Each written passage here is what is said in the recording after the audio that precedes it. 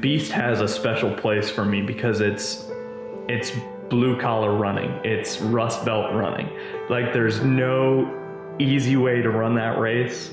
It doesn't give it to you easy. It's very bleak in a way that Northeasterners like bleak. They like cold winters. They like to be known as tough. They like to be known as, you know, defying the odds and the elements. And Beast of Burden has that certain appeal, that rust belt, blue collar, grinded out appeal to me. And I think that's a neat addition to that kind of Beast Coast thing that we talk about. I got lots of time to get used to the weather. I got all day.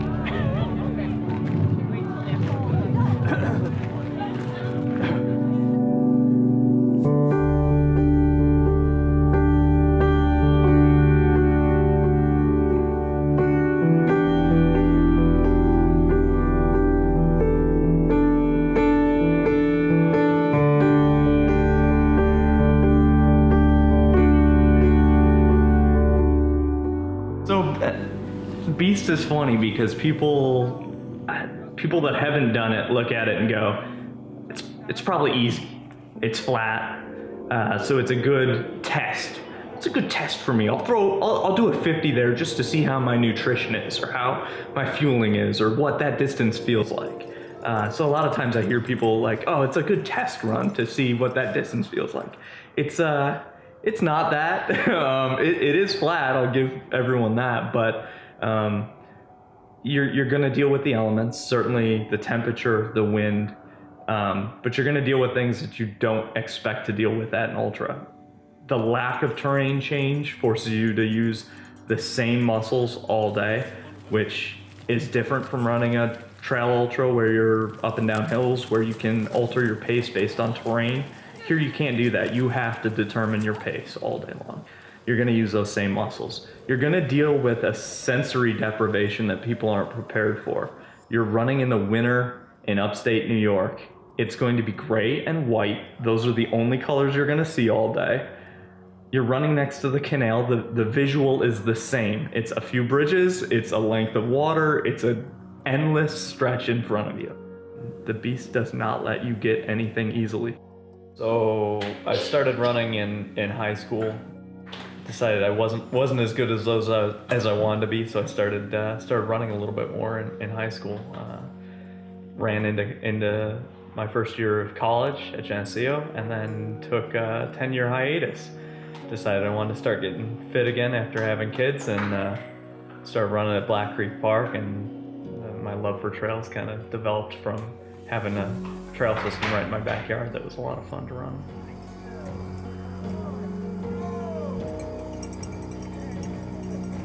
I don't get a whole lot of chance to run. So with the family, with a lot of work, I don't get a lot of chances to get out and run and do fun things. So when I do them, I want them to be extreme. I mean, this is my version of an extreme sport, is ultra running, I don't run the risk of breaking bones necessarily. It doesn't seem as risky to me, but it does seem like it's pushing boundaries a little bit. So given the time I have, I want to do really fun, crazy, out there things that take advantage of the free time that I do have.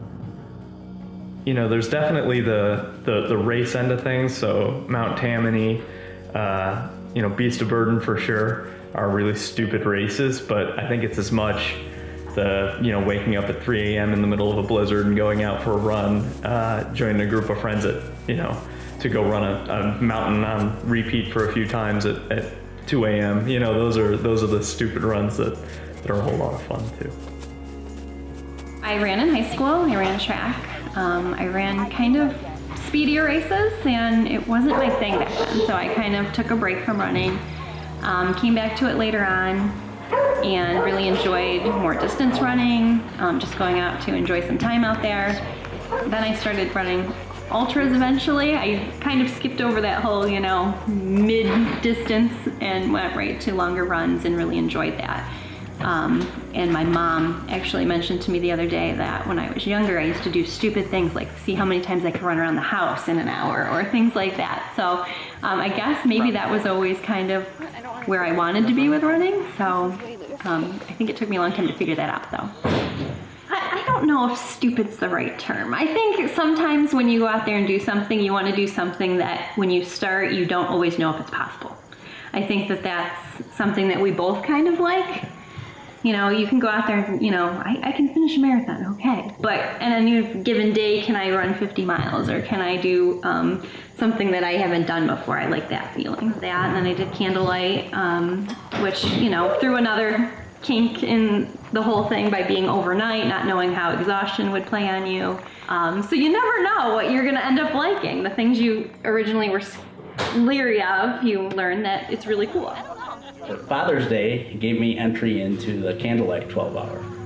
And basically, because I had talked about it, but I didn't do it. And so he basically did it for me. And tried to prepare myself for that as best I could. Loved every minute of it. It was a blast. It was a phenomenal experience. So glad I did it. I like to think of that one in terms of, that would be a rocking chair regret if I never had the opportunity to do it. And it turned into 3 generations of family. 3 generations of ultra runners. First year at Beast of Burden was that test. Can I push my limits to something way farther than anything I've ever done? I was scared to death, to be honest with you, because I realized that you can really get in trouble in this thing. I mean, you can really get yourself into a pickle. I was not in shape for it. I'm rarely in shape for the races that I do and the kind of shape I need to be in. So I wasn't in great physical condition, but mentally I thought I could stay out there a while and see what I could do. So I think I hiked every mile after mile 13, year 1, and I made it to 70 miles before hypothermia kind of shut things down on me. We all knew it was over. We just had to get him to understand that it was over. Nothing went right, and I thought, okay, year 2, I'll get better gear, I'll know what I'm doing, I'll pace myself better, and we'll do it. Got injured, and the race ended much sooner than I think I was prepared for it to end. Mentally I was ready to get it done that year, and I was moving great, but it just didn't happen for me. I mean, I think everyone says it's, you know, ultra running is 90% mental or 95% mental or whatever percentage you want to throw at it. That's accurate. Or you could put it as high as you want, that percentage, and you probably wouldn't be wrong. It's how deep you can get inside your own head when things are going really bad and just keep pushing. From year 1 of being much more on the side of I can't finish this to by year 3, it was, I can't see a reason that I wouldn't finish this. After experiencing the wind going back the other direction, I was like, ooh, okay, I might want to step back a little bit, and I did, and eventually, you know, we kind of caught each other. Back up. And once that happened, I think, you know, running with somebody you know really well is just a boost. So at that point, it was like, okay, you know, I'm comfortable staying with him. And of course, you know, I wanted to see him be successful with his 100. So I was like, you know what, this is where I need to be. And that was great. Yeah. We don't get a lot of outside influence. So the influence to be successful or to go into a race prepared is usually each other, pushing each other to be successful. So, you know, late nights when we're getting the kids in bed, it's forcing the other one to jump on the treadmill or go outside for a 2 or 3 mile run just to do something. You know, be prepared for that race as best you can. I think there was a day where I woke up at 4 a.m. I ran on the treadmill from 4 to 8. She hopped on at like 8, was on from 8 to noon, and then Kayla got on like that afternoon for like an hour or an hour and a half. I think we put like 10 hours on the treadmill as a family that day, so. I would cry for you.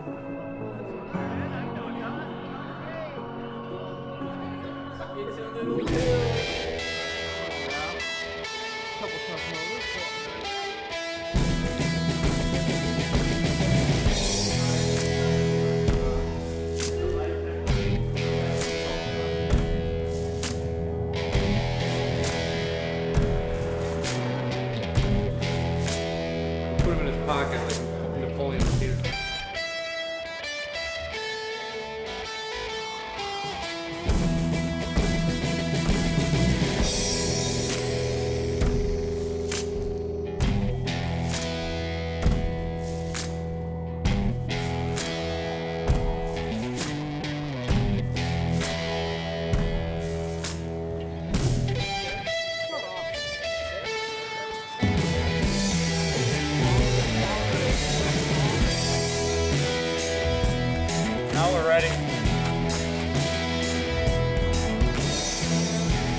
we want to spend time together as a family. We also want to be ultra runners. So it's, for us, I mean, they're hand in hand. We couldn't run ultras without being a family, and couldn't be a family without running ultras because none of us mentally would make it. So it's kind of that combination of the two things coming together for us.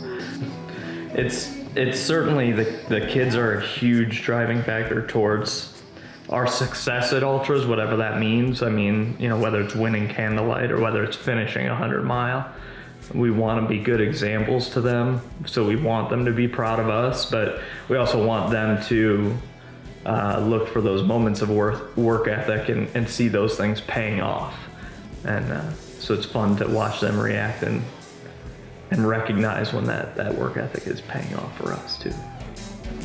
You know, really it's just about the love. It's just about loving my family and being a part of it. I try to reach for the stars, and I reach for you.